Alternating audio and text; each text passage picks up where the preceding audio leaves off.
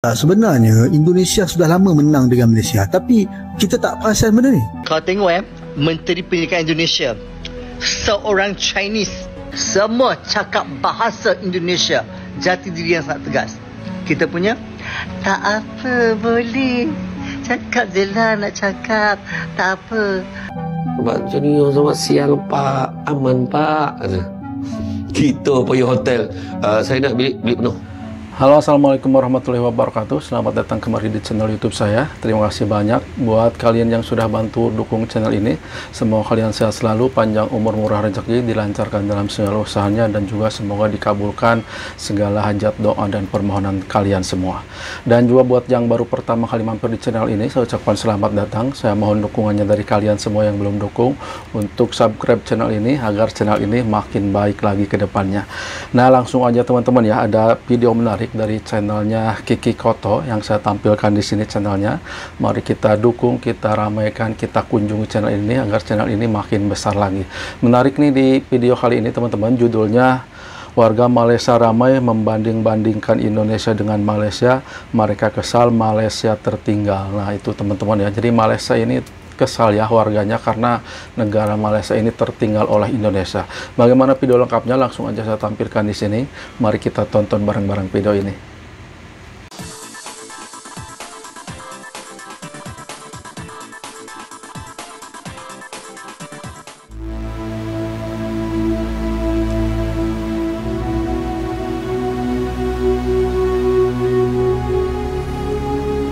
Warga Malaysia ramai membanding-bandingkan Indonesia dan Malaysia. Mereka kesal karena Malaysia sudah jauh tertinggal dari Indonesia. Kesal ya.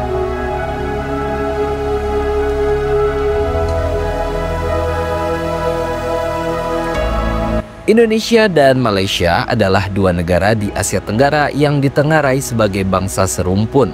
Dan dalam banyak istilah juga disebut sebagai dua negara jiran atau negara bertetangga.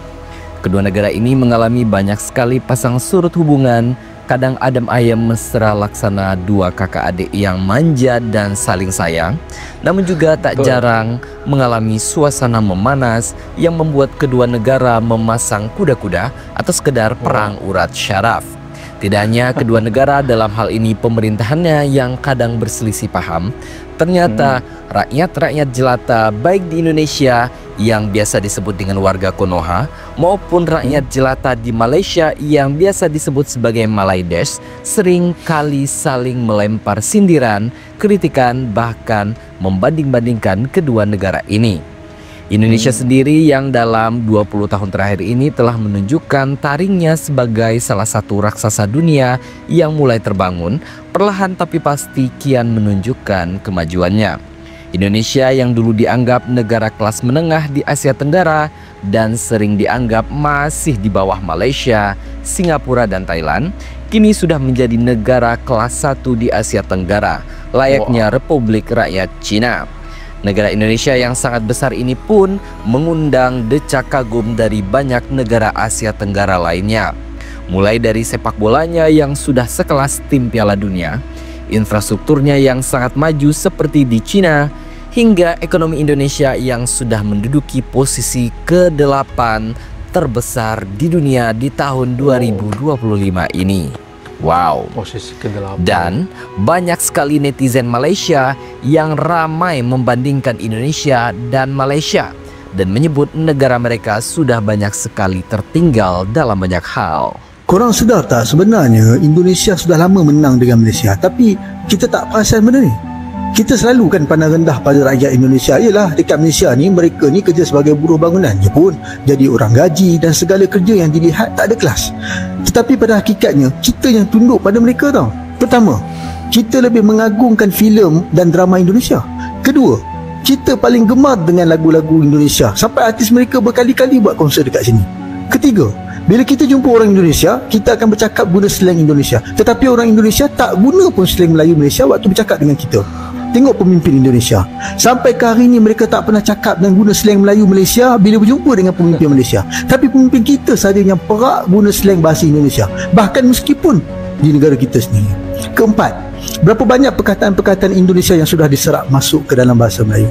Korang pun tahu kan antara perkataan-perkataan tersebut. Saya tak nak sebut lah. Ini dia. Kau tengok Menteri Pendidikan Indonesia, seorang Chinese, Stella Christie, BMA, MA, PhD, sarjana dari Harvard University, PhD dari Northwestern University, Profesor Universitas Tsinghua, Beijing, Tiongkok. Dia belajar lagi kat China. But then, dia punya jati diri, there's no vernacular school. Semua cakap bahasa Indonesia. Jati diri yang sangat tegas. Kita punya, tak apa, boleh. Cakap je lah nak cakap. Tak apa, tak boleh. Oh, it's okay. Nak cakap bahasa pun tak apalah. Kita ikut. Asalkan ada dalam jawatan, itu kita punya pendidikan. Kau tengok Menteri Pendidikan Indonesia, penyatuan bangsa yang dia buat melalui bahasa. Itu pun orang kita tak boleh nampak lagi ke? She's Chinese, but she's Chinese with she's Indonesian and proud to be Indonesian. She speak bahasa Indonesia. Sekarang kau Buat bekerja kan, saya tengok saya pergi ke Indonesia kan, bila sampai je dekat tu, sampai dekat hotel, selamat siang pak, macam tu dia. Selamat siang pak, silakan pak, dia tu. Ramah-ramah Gila tu, kita nak dapat macam tu kat Malaysia ni gajo tu. Selamat siang pak, silakan pak, dia tu. Driver kan, supir naik kereta, dia pakai baju batik Jawa dalam kereta. So kita turun kat tempat makan kan, saya suruh dia bawa tu kat tempat makan dia sedap. So dia berhenti kat situ. Saya pun ajak dia, pak, mari kita makan sama. Pak, aman pak, dalam mobil aja pak. Di mobil aja pak, aman pak. Tak turun dia. Kau banding dengan driver kita kat Malaysia, dia sama konyang dengan bos saya tu. Nampak tak? Silap-silap kan, bos pun tak makan. Bos tak makan, dia yang makan dulu. Aduh, tu Malaysia. Tapi nak tunjukkan driver dia macam tu, dia duduk tegak dalam kereta. Lepas tu sampai tu, saya ingat dekat hotel tu, saya cakap kan, boleh tunjukkan saya di mana toiletnya. Sini pak, ikut saya pak. Dia tinggal tak menyangkung sebelah aku tu. Dia nunjuk sampai ke pintu bilik air tu pun dibuka. Tak apa, cukup, saya kata. Bagus ke tak bagus? Dia bagus, tapi dekat Malaysia tak dapat macam tu tau. Dan bila saya tanya pada sahabat-sahabat daripada Indonesia ni, dia kata apa? Dia kata bukan bagus pak, tapi dia sudah tidak ada pilihan. Dia kena buat macam tu. Kalau dia tak nak buat, ramai lagi dalam Indonesia tu nak buat macam tu.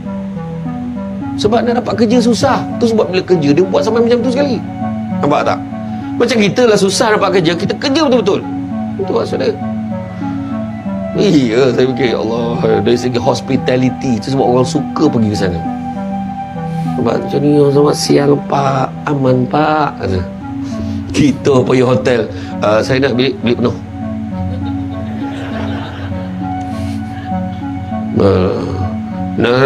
Mahal dia, bukan online.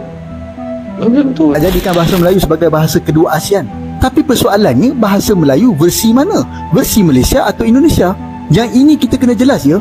Walaupun kalian mengatakan akar bahasa Indonesia adalah bahasa Melayu, namun slang dan perkataan serta ayat mereka sangat berbeza dengan bahasa Melayu versi Malaysia. Jadi bahasa Melayu versi negara mana yang akan jadi bahasa Melayu kedua ASEAN? Kalau tanya saya rakan, bahasa Melayu versi Indonesia lebih layak. Sebab apa? Sebab bukankah pemimpin dan rakyat Malaysia sendiri terhegeh-hegeh menggunakan bahasa Melayu versi Indonesia? Bukankah sudah ada sebenarnya banyak saja perkataan Melayu Indonesia yang sudah dijadikan sebagai bahasa Melayu kita, dah sampai masuk dalam kamus kita dah gitu. Anda pun tahu kan perkataan-perkataan tersebut. Saya tak nak sebutlah benda tu. Dalam keadaan kita yang menyembah bahasa Melayu versi Indonesia, apa kau ingat kerajaan Indonesia nak bersetuju jadikan bahasa Melayu versi Malaysia sebagai bahasa ASEAN? Memang taklah. Sudah tentulah mereka nak jadikan bahasa kedua ASEAN tu bahasa Melayu versi Indonesia. Bahkan mereka tak akan setuju istilah bahasa Melayu tu sendiri. Mereka mesti nak tukar istilah tu sebagai bahasa Indonesia. Kedua, kita kena terima hakikat ramai pemimpin dan ahli politik negara kita Malaysia ni tak boleh bercakap bahasa Melayu dengan baik. Anda sendiri tengok kan dalam persidangan Dewan Rakyat. Tengoklah betapa teruknya bahasa Melayu mereka. Nah sekarang, Kalau tiba-tiba lah kan ada persidangan ASEAN dengan pihak Indonesia, Singapura, Brunei, dan waktu tu kita kena guna bahasa Melayu, dan yang akan jadi wakil Malaysia nanti adalah dalam kalangan pemimpin kita yang tak fasih dalam bahasa Melayu. Kalaulah dia sendiri tak fasih bercakap bahasa Melayu versi negara dia sendiri, apa kau rasa dia boleh faham ke apa pemimpin Indonesia bercakap dalam bahasa Melayu versi Indonesia? Haramlah dia tak faham, dan sudah tentulah secara automatik akan ditukar ke dalam bahasa Inggeris. Jatuh maruah kita. Jawab saya dua persoalan ni dulu. Lepas dah jawab, saya akan buat pula video kenapa Malaysia tak layak tuntut bahasa Melayu versi Malaysia sebagai bahasa kedua ASEAN. Sedar dirilah. Nah itu dia teman-teman, videonya udah kita saksikan ya, bagaimana orang-orang Malaysia ini membandingkan Indonesia dengan Malaysia. Jadi orang-orang Indonesia ini memang selalu bikin orang-orang Malaysia ini tertarik ya. Tadi seperti yang Ustadz ceritakan, driver, supir di Indonesia ini dengan supir di Malaysia ini sangat jauh berbeda keramahannya teman-teman. Bagaimana pendapat teman-teman semua tentang video ini? Silahkan tuliskan komentar di kolom komentar. Video ini saya cukupkan sampai di sini dulu. Terima kasih banyak buat yang sudah nonton video ini sampai akhir. Silahkan kunjungi channel original video ini yang sudah saya tuliskan linknya di kolom deskripsi. Dan juga saya mohon maaf apabila dalam video ini masih banyak kesalahan dan kekurangan dalam penyampaian isi konten. Semoga kedepannya makin lebih baik dengan dukungan dari teman-teman semua. Saya akhiri video ini. Akhirul kalam. Assalamualaikum warahmatullahi wabarakatuh.